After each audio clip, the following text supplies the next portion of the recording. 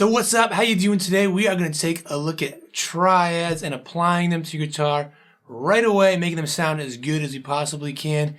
And we're going to listen to 4 different examples of me playing with the backing track so you can hear how they sound in a more musical situation. And then we're going to break down what's going on after each one. But let's just get right into it. Listen to the first one. I want you to just hear how it sounds. And then I'm going to talk a little bit more about what triads are and what I was specifically doing in that one.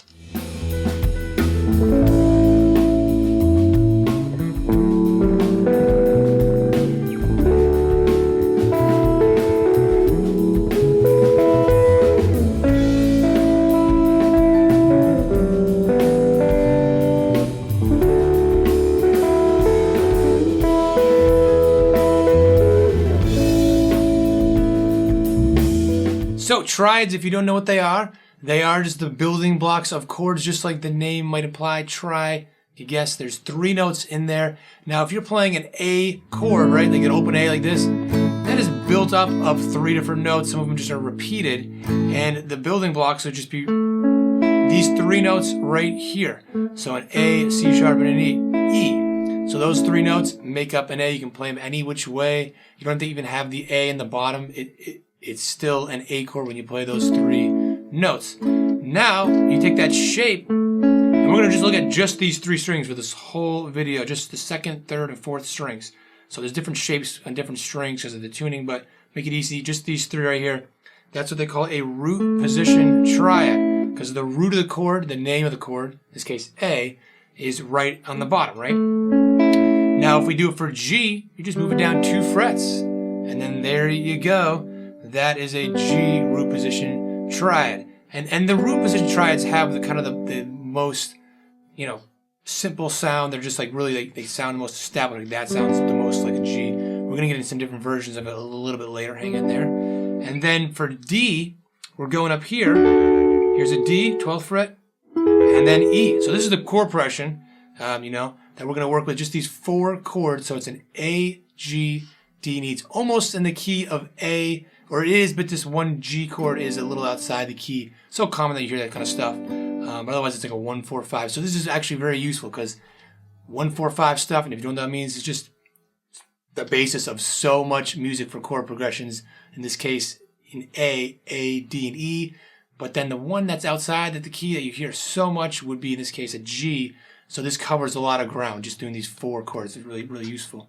And we're keeping it all simple, call it just major chords, So those 4. So that's a quick crash course on triads and playing them in root positions on these 3 strings. You can see the shape stays the same. That's the beauty of it.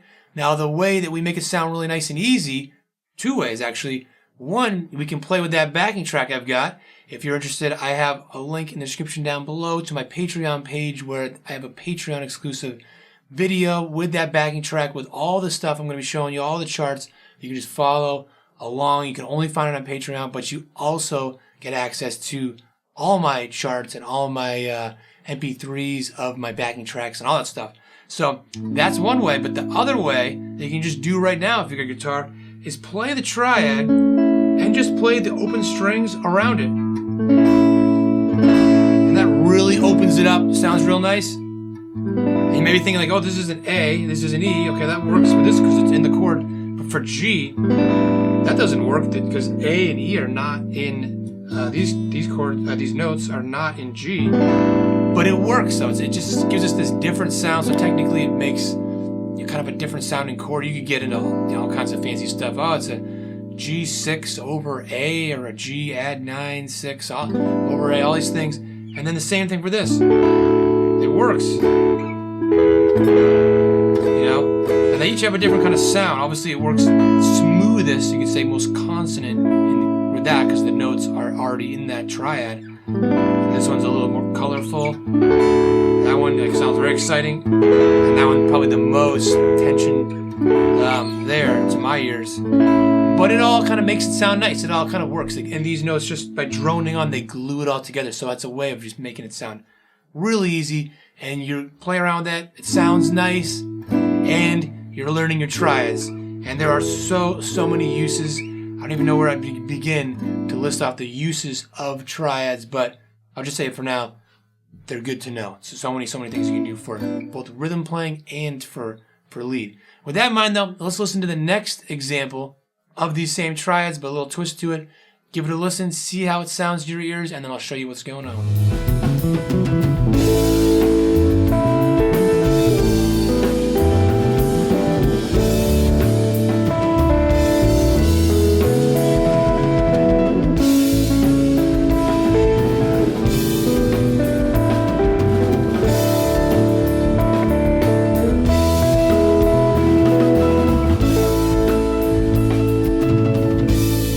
So this is the same thing, right? But we don't have to play these three notes in order. This is what, again, I called a root position triad.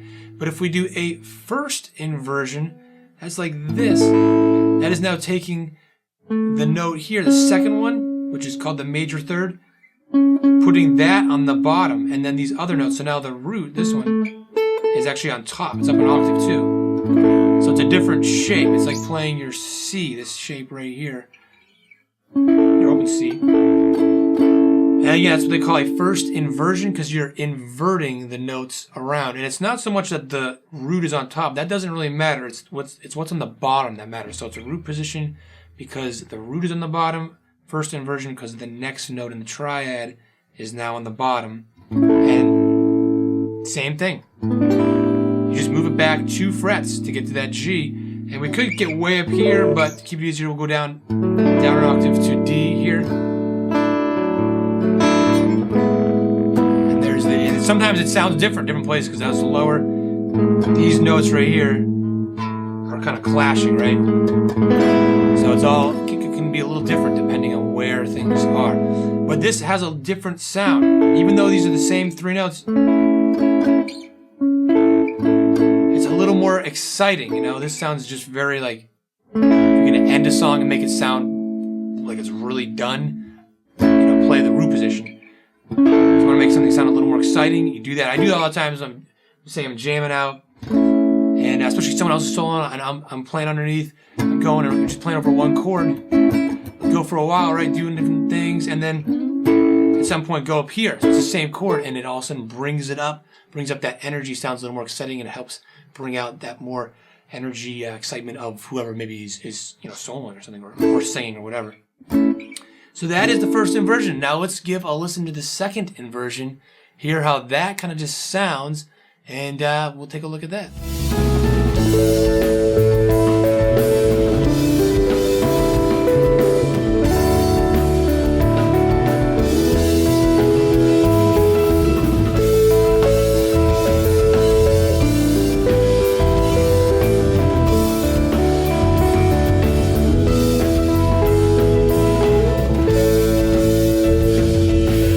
So, as you might see where this is going, if you play the root in the bottom, root position, the next note in that, well, you play the next note. We could do it down here. There'll just be a regular A. So that 3 notes there in an A, you can play it with these fingers, these, whatever, doesn't matter. That's a regular A with a second inversion in there, because the last note, they call fifth, is on the bottom. And we could also do it up here, though. So. And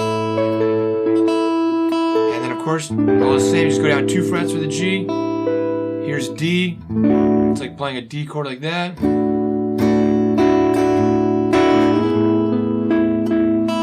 can also just pick around this stuff too. Another thing that makes it sound nice. You don't have to always be strumming. You can strum it through and then pick around, or just pick any of that kind of stuff. And that's it. The second inversion there. Let's do one more though. There's no more inversions of a regular triad because that's all the notes that we have, just 3 notes, right? So 3 different versions.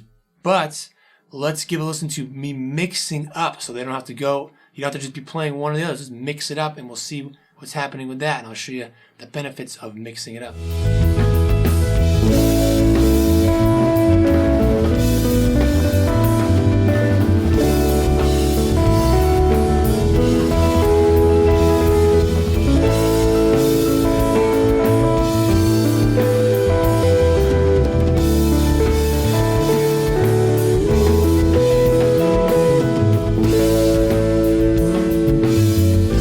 So the benefit of mixing things up, well, the benefit of maybe just going like this is that it's a nice smooth smooth sound, moving these, all the notes are moving down. But then here, you do this way, so I'm going up to the G inversion, the first inversion, instead of going down to the root, starting with the A root position.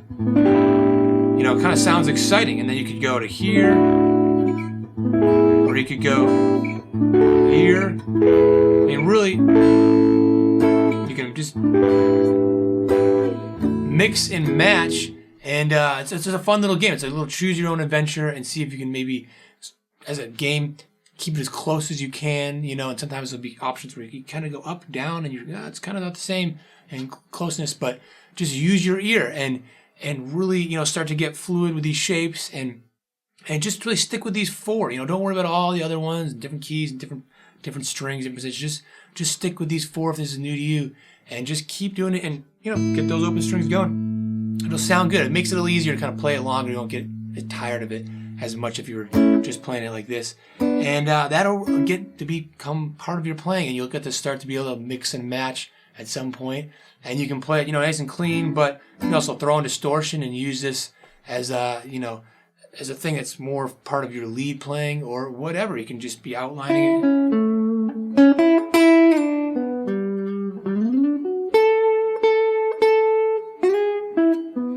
So many things, you know, but stick with this progression. Try it out as much as you can. If you want to, you know, check out that Patreon link and check out how you can play along with the track. It's great practice, but try it on your own with the open strings. And of course, have fun with it, and I'll see you in the next video.